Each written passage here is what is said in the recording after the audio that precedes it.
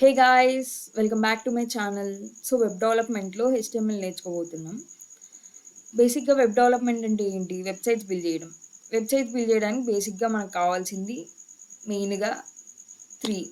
ఏంటవి? HTML, CSS and Java script. స్టార్టింగ్లో ఎవరైనా ఈ మూడే నేర్చుకుంటారు మ్యాక్సిమం. సో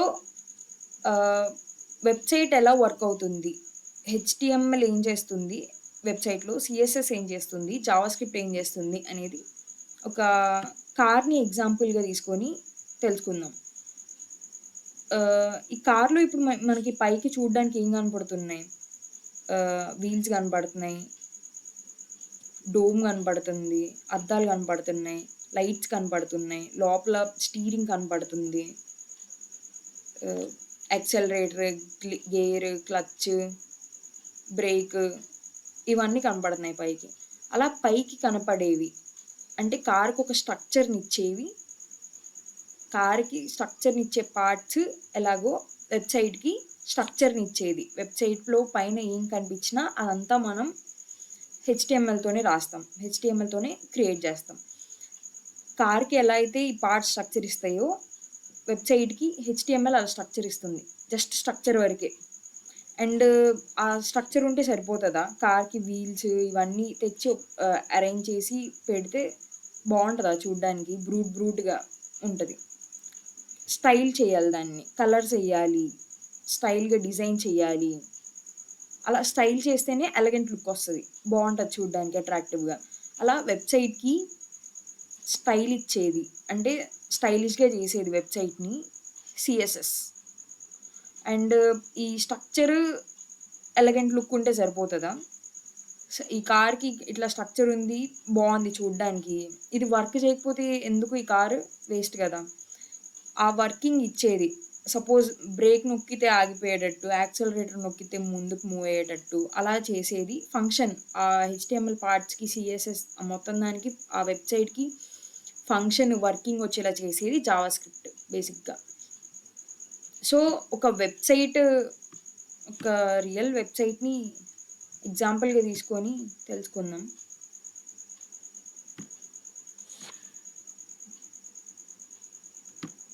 ఇన్స్టాగ్రామ్ లాగిన్ పేజ్ని తీసుకుందాం, సింపుల్ పేజ్.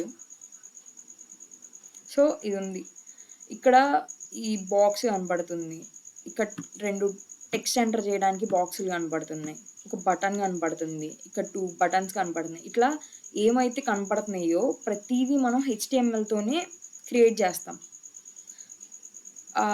ఇక్కడ లాగిన్ బటన్ ఎలగెంట్గా, స్టైల్గా, కలరిష్ బ్లూ కలర్లో ఉంది.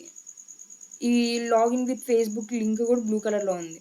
చూడండి, కర్సర్ పెట్టంగానే కలర్ చేంజ్ అవుతుంది, పక్కకు దిగంగానే పాయింటర్ అయిపోతుంది. ఇది మౌస్ కర్సర్ పెడితే అక్కడ కలర్ చేంజ్ అవుతుంది, మౌస్ కూడా పాయింటర్ అవుతుంది. పక్కకు దిగంగానే నార్మల్గా కర్సర్ లాగా వచ్చేస్తుంది. ఇలా ఈ ఎలగెంట్, అట్రాక్టివ్నెస్,